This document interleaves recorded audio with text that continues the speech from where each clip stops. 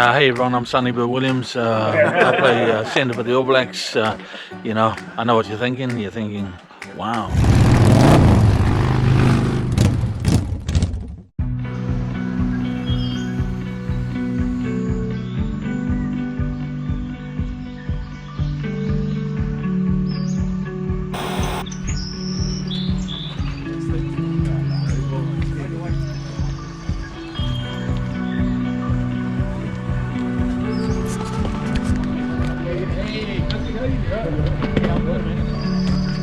Hello darling, how are you? Hold up.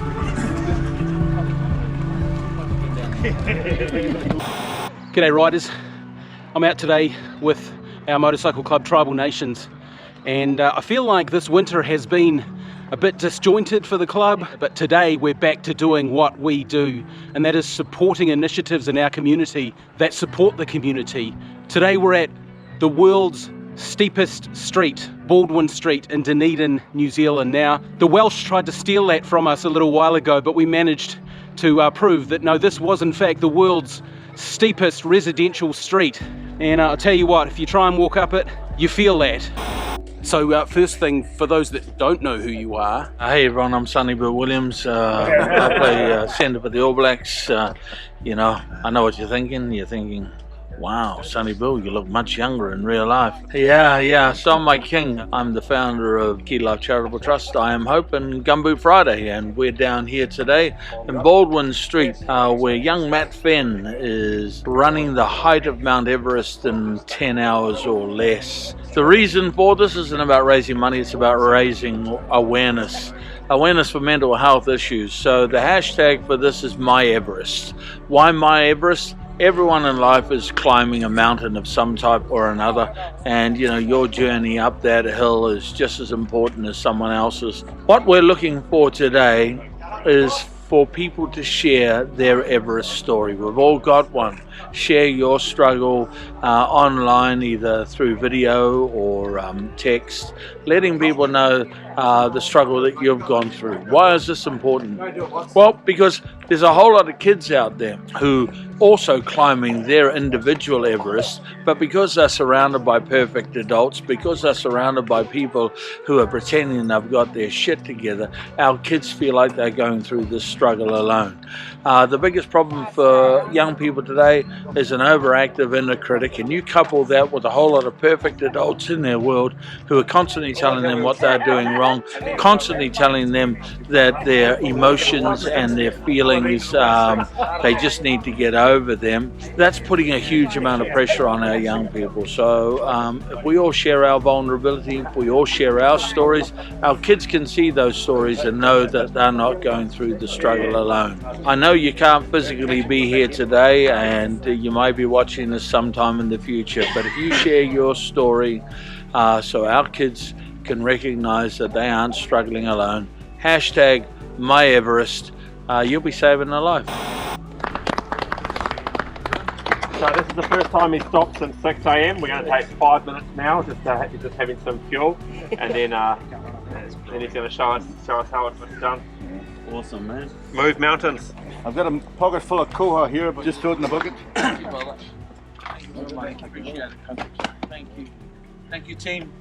If somebody watching this wants to do a practical demonstration of their care and donate, where and how can they do that? It's not always about donations. If you really seriously want to help, you know, reach out to a mate. Ask them how they really are, and talk to them about the struggles that you go through. Here's what we know. 80% of people who are suicidal never reach out and ask for help because they're worried about what society will think, say, and do.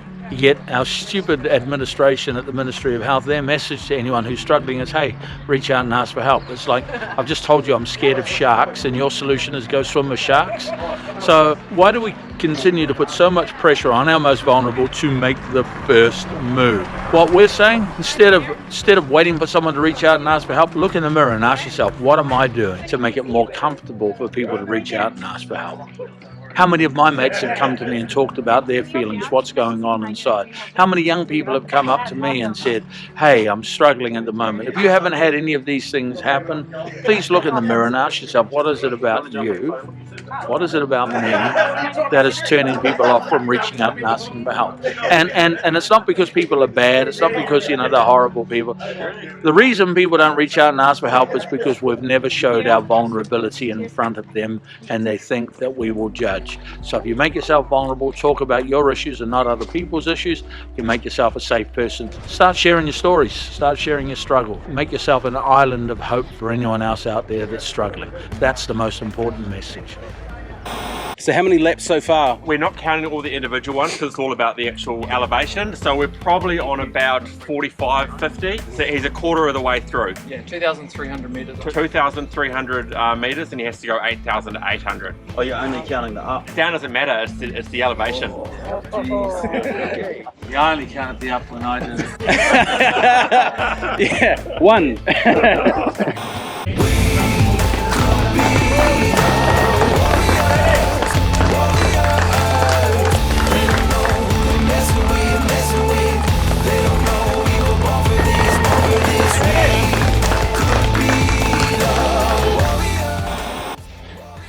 At its steepest section, this road is about 35 degrees up. It's not easy to run up it, let alone about 126 times, which is how much Matt's going to have to do. I'm going to give it a crack, and I'm not convinced that I'm going to do it justice. I'm doing a wee run up the hill as best I can. I'm not sure how far I'll go before I collapse. I'm in full leathers. Oh, just call an ambulance now. Oh, thank you.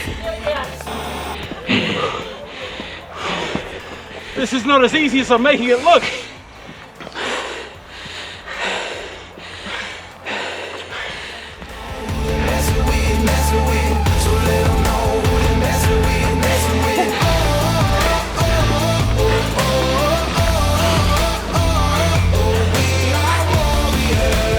Here comes the champion.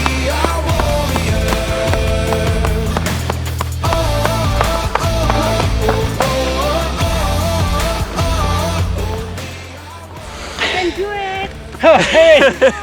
Thank you. Yeah, you can do it. It's leveled out a bit. My heart has stopped several times. I'm still calling this running because my arms are moving.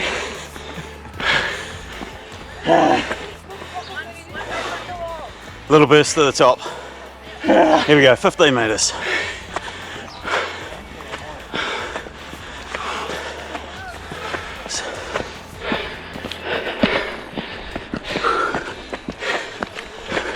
Nice job, mate. Oh.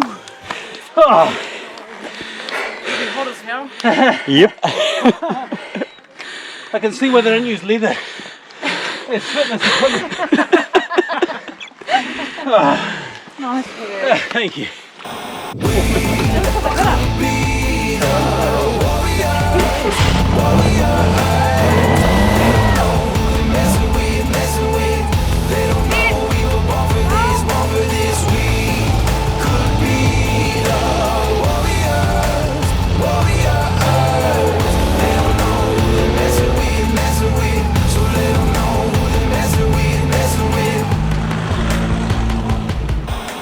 Just about time for us to head away. Matt's still working on his Everest challenge here on Baldwin Street. He has achieved so far about the height of Aoraki, Mount Cook, which is New Zealand's tallest mountain, about 3,700 metres. I guess the things that we can take away from today is everybody has their own Everest to conquer, and good luck with whatever yours is. And also, more importantly, we as adults really need to show our young people that we are vulnerable and that we are safe for them to come and talk to, and hey, that we don't have all the answers. Let's just do our best for them. They're important.